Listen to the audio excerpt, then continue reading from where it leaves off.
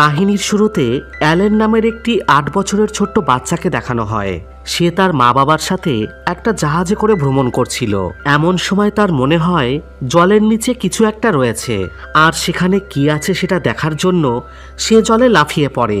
এরপর সে যখন জলের গভীরে যায় তখন সে সেখানে তার বয়সী একটা মেয়েকে দেখতে পায়। তারপর তারা দুইজনে একে অপরের হাত ধরে। তবে অবাক করা বিষয় হলো অ্যালেনের জলের ভিতরেও নিঃশ্বাস নিতে কোনো সমস্যা হচ্ছিল না। ঠিক তখনই একটা লোক অ্যালেনকে বাঁচানোর জন্য জলে লাফ দেয়, আর সে অ্যালেনকে জল থেকে বোটের ওপরে নিয়ে আসে। অ্যালেন জাহাজে আসার পর জলের ওপরে সেই মেয়েটার মাথা দেখতে পায়। মেয়েটা অ্যালেনকে চলে যেতে দেখে খুবই কষ্ট পাচ্ছিল, কিন্তু তবুও সে তখন কিছুই করতে পারে না। এই ঘটনার ২০ বছর পর দেখা যায় নিউ ইয়র্ক শহরে অ্যালেন তার বড় ভাইয়ের সাথে ফ্রুট অ্যান্ড ভেজিটেবলের ব্যবসা করে। অ্যালেন ছোটবেলার সেই ঘটনাটিকে শুধুমাত্র তার কল্পনা মনে করে, কারণ সেই দিন সেই মেয়েটাকে সে ছাড়া আর অন্য কেউ দেখতে পায়নি। তাই সে মেনে নিয়েছে ওই ঘটনাটা তার মনের ভুল ছিল।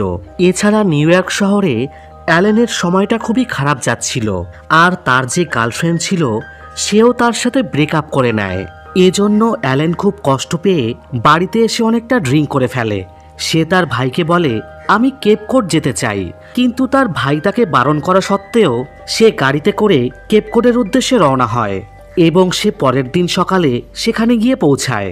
সে আইল্যান্ডের একদম শেষ প্রান্তে চলে আসে, কিন্তু তাকে এই আইল্যান্ডের অপর দিকে যেতে হবে। অ্যালেন সেখানে কয়েকজন লোককে দেখতে পায়। সে তাদেরকে বলে, তোমরা কি আমাকে আইল্যান্ডের ওই পারে পৌঁছিয়ে দিতে পারবে? ওই লোকগুলোর মধ্যে একজন ব্যক্তি বৈজ্ঞানিক ছিল, আর সে এখানে জলের স্রোত নিয়ে গবেষণা করতে এসেছে। অ্যালেনকে দেখে সে মনে করে হয়তো অন্য কোনো বিজ্ঞানী তার গবেষণার উপর নজর রাখার জন্য তাকে এখানে পাঠিয়েছে। এজন্য সে অ্যালেনের সাথে খুবই খারাপ ব্যবহার করতে থাকে, আর সে তাকে তার সাথে নিয়ে যেতেও চায় না। এরপর অ্যালেন অন্য আরেকজনের বোটে করে আইল্যান্ডের ওপারে যেতে শুরু করে, কিন্তু যাওয়ার সময় মাঝপথেই তাদের বোটটা খারাপ হয়ে যায়। তখন বোটটা যে চালাচ্ছিল সে জলে ঝাঁপ দিয়ে পড়ে, আর সে অ্যালেনকে বলে, আমি সাঁতার কেটে আইল্যান্ডে যাচ্ছি, আর খুব শীঘ্রই আমি তোমার জন্য অন্য আরেকটা বোট নিয়ে এখানে আসব। অ্যালেন তখন মাঝ সমুদ্রে পুরোপুরি একা হয়ে যায়। অ্যালেন যেহেতু সাঁতার কাটতে জানতো না, তাই সে বোর্ডের ওপরেই চুপচাপ বসে থাকে। কিছুক্ষণ পর সে বোটটা চালানোর চেষ্টা করে, আর যখনই সে ইঞ্জিনের দড়িটা ধরে টান দেয় ইঞ্জিনটা স্টার্ট হয়ে যায়, কিন্তু এর ফলে অ্যালেন জলে পড়ে যায়। এদিকে বোটটা স্টার্ট হয়ে যাওয়ায় সেটা অ্যালেনের চারিপাশে ঘুরতে থাকে, আর ঘুরতে ঘুরতে হঠাৎই অ্যালেনের মাথায় বোটটা এসে সজোরে আঘাত করে। তাই সে সেখানে অজ্ঞান হয়ে গিয়ে জলের নিচে ডুবে যেতে থাকে। এরপর যখন তার জ্ঞান ফিরে আসে তখন সে নিজেকে সমুদ্রের কিনারায় দেখতে পায়, আর সে তার সামনে একটা মেয়েকে দেখে। অ্যালেন মেয়েটার কাছে তার নাম জানতে চায়, কিন্তু মেয়েটা তাকে কিছুই বলে না। আর এরপর মেয়েটা অ্যালেনের কাছে এগিয়ে এসে তাকে একটা কিস করে সমুদ্রে চলে যায়। অ্যালেন তাকে অনেকবার ডাকে আর বলে, আমি তো সাঁতার কাটতে জানি না, আমাকে তুমি তোমার টেলিফোন নম্বরটা তো দিয়ে যাও। কিন্তু মেয়েটা তাকে কিছুই না বলে সেখান থেকে চলে যায়। এরপর দেখা যায় যে মেয়েটা এতক্ষণ জলের ওপরে ছিল সে আসলে একটা জলপরী। তারপর সে সেই জায়গায় যায় যেখানে সে অ্যালেনকে অজ্ঞান অবস্থায় পেয়েছিল। সেখানে সে অ্যালেনের ওয়ালেটটা পায়, আর তাতে অ্যালেনের কার্ডে সে তার অ্যাড্রেসটাও পেয়ে যায়। এরপর জলপরী জলে ডুবে থাকা একটা জাহাজে আসে, আর সেখানে সে একটা ম্যাপ খুঁজে পায়। ম্যাপটা দেখে সে বুঝে ফেলে যে অ্যালেন আসলে কোথায় থাকে। অন্যদিকে অ্যালেন আবারও নিউ ইয়র্ক শহরে ফিরে আসে, আর সে তার পুরনো ব্যবসাটা আবারও করতে শুরু করে। ওদিকে জলপরীও নিউ ইয়র্কে চলে আসে, তবে সে কোনো কাপড় ছাড়াই জল থেকে উঠে হাঁটতে থাকে। তাকে সবাই বিনা কাপড়ে দেখে সেখানকার সব লোক তার কাছে গিয়ে তাকে ঘিরে ধরে, কিন্তু ঠিক তখনই সেখানে পুলিশ এসে তাকে একটা টি শার্ট পরিয়ে সেখান থেকে নিয়ে চলে যায়। পুলিশ তার কাছ থেকে অ্যালেনের ওয়ালেটটা পায়, আর তাই পুলিশ অ্যালেনকে কল করে পুলিশ স্টেশনে আসতে বলে। অ্যালেন তো সেখানে এসে পুরো অবাক হয়ে যায়। সে দেখে কেপ কোডে যে মেয়েটা তাকে কিস করেছিল সে সেখানে বসে আছে। অ্যালেন খুব খুশি হয়ে যায়, আর ঠিক তখনই মেয়েটা তার জায়গা থেকে উঠে এসে সবার সামনে তাকে কিস করে বসে। তবে এই জলপরি কথা বলতে জানতো না। আর সে যখন জলে থাকে তখন তার লেজ থাকে, কিন্তু যখন সে জলের বাইরে আসে তখন তার মানুষের মতন পা হয়ে যায়। এদিকে অ্যালেন মেয়েটাকে তার বাড়িতে নিয়ে আসে। তার জীবনটা পুরো আনন্দে ভরে যায়। সে এতটাই খুশি হয়ে যায় যে যখন সে কাজে আসে তখন সে তার ভাইয়ের সাথে ড্যান্স করতে শুরু করে। ওদিকে জলপরি টিভিতে একটা ফ্যাশন শো দেখছিল। সেখানে মেয়েরা খুব সুন্দর সুন্দর ড্রেস পরে হাঁটছিল। আর শোয়ে ব্লুমেন্ডেলস নামের একটা স্টোরের নাম দেখায়। এরপর জলপরি বাইরে বেরিয়ে আসে। বাইরে আসার পর একজন সিকিউরিটি গার্ড তাকে জিজ্ঞাসা করে, আপনি কোথায় যাবেন? জলপরি তাকে শুধু বলে ব্লুমেন্ডেলস। গার্ড তখন তাকে ব্লুমেন্ডেলস যাওয়ার জন্য গাড়ি দেখিয়ে দেয়। তবে গাড়ি থেকে নামার পর জলপরি ড্রাইভারকে ভাড়া না দিয়েই সেখান থেকে চলে যাচ্ছিল, কারণ সে টাকা পয়সার ব্যাপারে তো কিছুই জানতো না। আর তাই সে অ্যালেনের ওয়ালেটটা ট্যাক্সি ড্রাইভারের হাতে ধরিয়ে দেয়। এরপর সে ভিতরে চলে আসে আর সে নিজের জন্য অনেক ভালো ভালো পোশাক কেনে। সেখানে একটা ইলেকট্রনিক্সের দোকান ছিল। সে টিভিতে কয়েকজন লোককে এক্সারসাইজ করতে দেখে, তাই জলপরিও তাদের সাথে সেখানেই এক্সারসাইজ করতে শুরু করে। এদিকে অ্যালেন বাড়িতে এসে মেয়েটাকে দেখতে না পেয়ে সিকিউরিটি গার্ডের কাছে মেয়েটার কথা জিজ্ঞাসা করে। গার্ড বলে সে তো ব্লুমেন্ডেলসে গিয়েছে। অ্যালেন তখন তাড়াহুড়ো করে ব্লুমেন্ডেলসে চলে আসে আর সে সেখানে মেয়েটাকে টিভির সামনে দাঁড়ানো অবস্থায় দেখতে পায়। স্টোরের মালিক অ্যালেনকে বলে এই মেয়েটা দীর্ঘ 6 ঘন্টা ধরে টিভির সামনে দাঁড়িয়ে এক্সারসাইজ করছে। আমরা তাকে অনেকক্ষণ ধরে বোঝানোর চেষ্টা করছি যে আমাদের স্টোর বন্ধ করার সময় হয়ে গেছে, কিন্তু সে আমাদের কোনো কথাই শুনছে না। অ্যালেন স্টোরের মালিককে বলে সে আসলে ইংলিশে কথা বলতে পারে না। কিন্তু ঠিক তখনই জলপরি অ্যালেনের সঙ্গে ইংলিশে কথা বলতে শুরু করে। স্টোরের মালিক তখন অ্যালেনকে বলে আমি মানছি আমি বেশি দূর পড়াশুনো করিনি, তবে আমি ইংলিশটা ভালোভাবে বুঝতে পারি। এ কথা বলে সে সেখান থেকে চলে যায়। এরপর অ্যালেন জলপরির কাছে তার নাম জিজ্ঞাসা করে। জলপরি বলে আমি তো তোমার ভাষায় আমার নাম বলতে পারবো না। অ্যালেন বলে ঠিক আছে, তাহলে তোমার ভাষাতেই তোমার নাম বলো। তখন সে জলপরীদের ভাষায় একটা অদ্ভুত রকমের আওয়াজ করে ওঠে, যার ফলে সেখানকার অনেকগুলো টিভি ভেঙে যায়।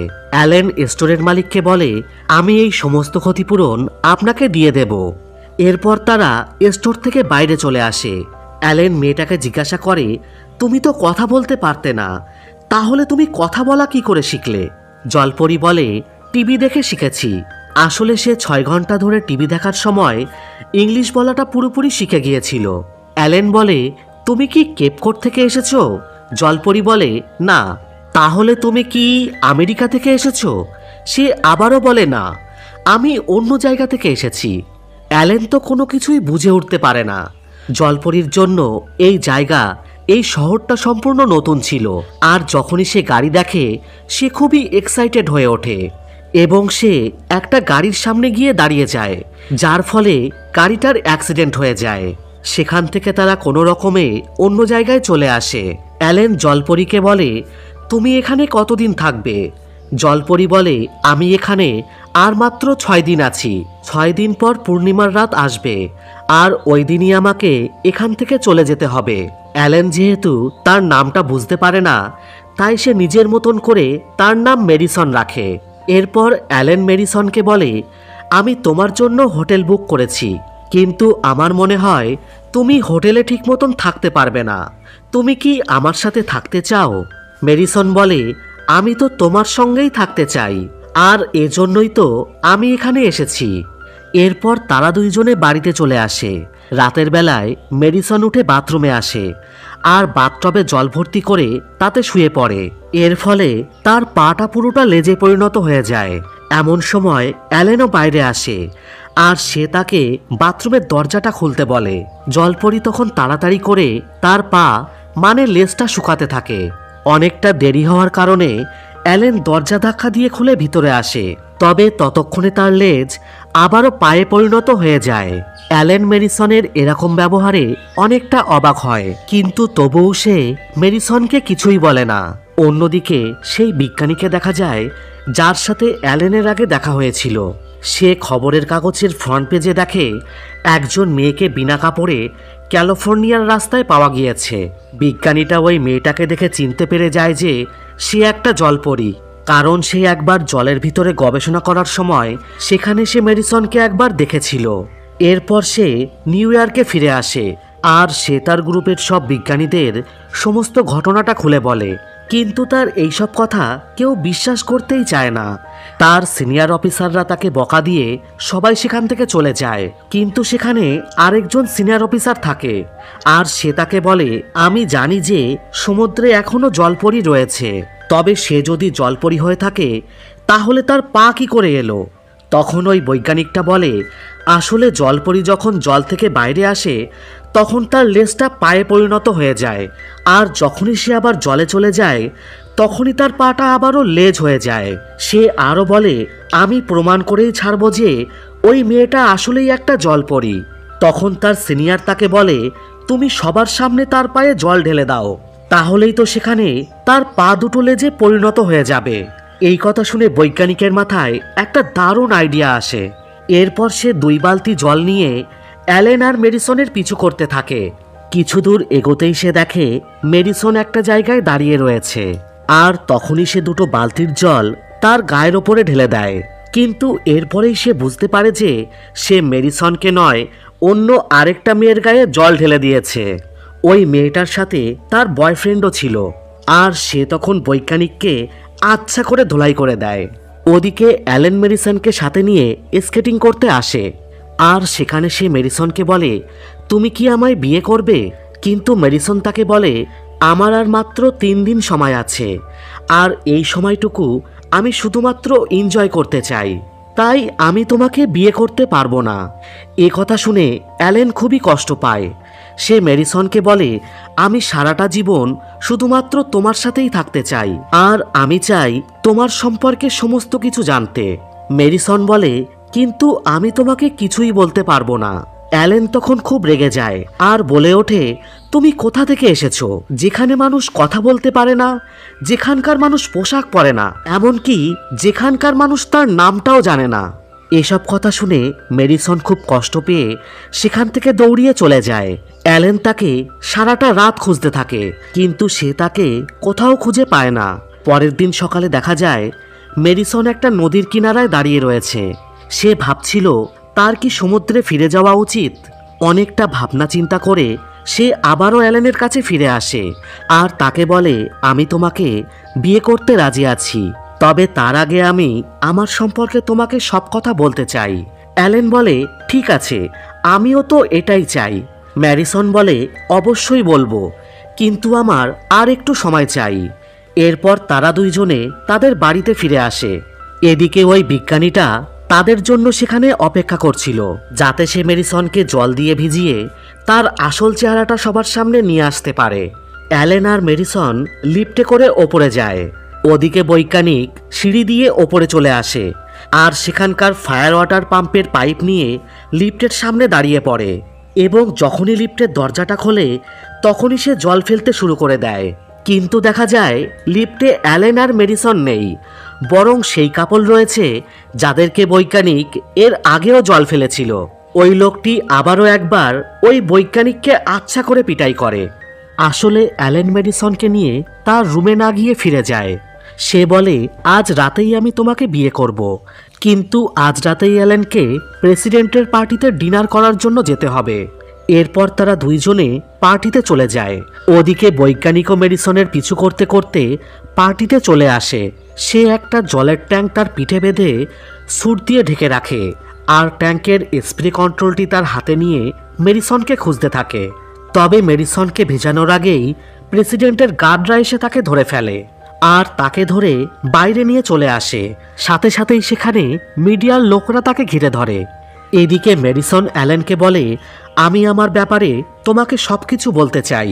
তাই তারা দুজনও পার্টি থেকে বাইরে চলে আসে। তারা গাড়িতে ওঠার আগেই বৈজ্ঞানিক মেডিসনকে দেখে নেয় আর সাথে সাথেই জল দিয়ে তাকে ভেজাতে শুরু করে। আর কিছু সময়ের মধ্যেই মেডিসনের পা লেজে পরিণত হয়ে যায়। এটা দেখে অ্যালেন আর সেখানে থাকা সবাই পুরো অবাক হয়ে যায়। এরপর দেখা যায় বৈজ্ঞানিকরা প্রায় 12 ঘন্টা ধরে অ্যালেনকে বিনা কাপড়ে জলের ভিতরে রেখে দিয়েছে, কারণ তাদের মনে হয়েছে অ্যালেনও হয়তো জলপরীর মতনই জলের কোনো জীব।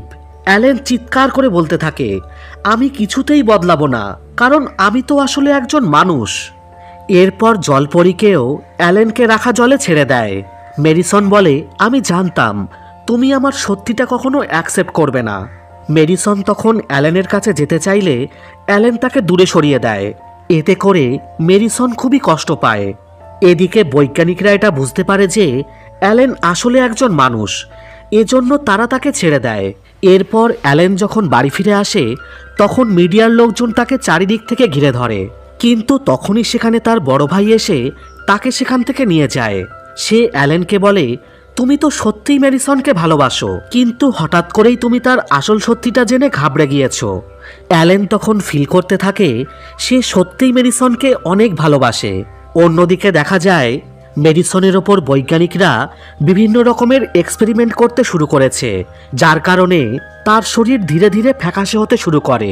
যে বিজ্ঞানীটা মেডিসনকে ধরে এনেছিল সে তার সিনিয়র অফিসারকে বলে, আমার মনে হয় মেডিসনের শরীরটা ভালো নেই। কিন্তু তার সিনিয়ররা তার কথার পাত্তা না দিয়ে বলে, আমরা তো কোনোদিনই তোমাকে বিজ্ঞানী হিসাবে মানেইনি, আর আমরা তো তোমাকে আমাদের টিম মেম্বার হিসাবেও ধরি না। আর এটাও জেনে নাও, কাল আমরা জলপরীটার ইন্টারনাল পরীক্ষা নিরীক্ষা করতে চলেছি। তখন সে বুঝতে পারে সে জলপরীকে এখানে ধরে এনে তার জীবনের সবথেকে বড় ভুল করেছে। কিন্তু এখন সে চাইলেও মেডিসনের জন্য কিছুই করতে পারবে না, কারণ মেডিসন এখন পুরোপুরি সরকারের আন্ডারে রয়েছে। এমন সময় অ্যালেন ওই বৈজ্ঞানিকের কাছে আসে। এরপর তারা তিনজন মিলে, মানে অ্যালেন, বৈজ্ঞানিক আর অ্যালেনের ভাই, ওই রিসার্চ সেন্টারে যায় যেখানে মেডিসনকে রাখা রয়েছে। সেখানকার গার্ডদেরকে কোনো রকমে বোকা বানিয়ে অ্যালেন আর বৈজ্ঞানিক মিলে মেডিসনকে বাইরে নিয়ে চলে আসে। ওদিকে সিনিয়র বৈজ্ঞানিকরাও মেডিসনকে পরীক্ষা করার জন্য ল্যাবে চলে আসে।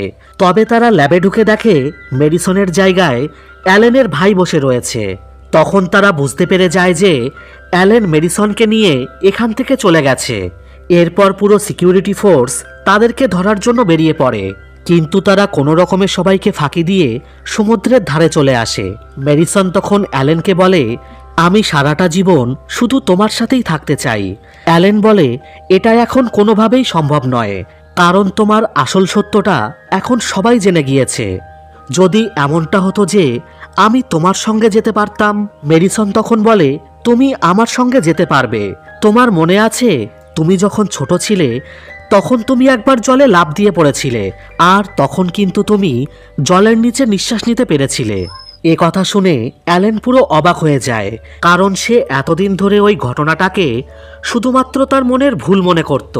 তখন সে বুঝতে পারে ছোটবেলায় জলের নিচে সে যে মেয়েটাকে দেখেছিল সেই আসলে তার সামনে দাঁড়িয়ে থাকা মেডিসন।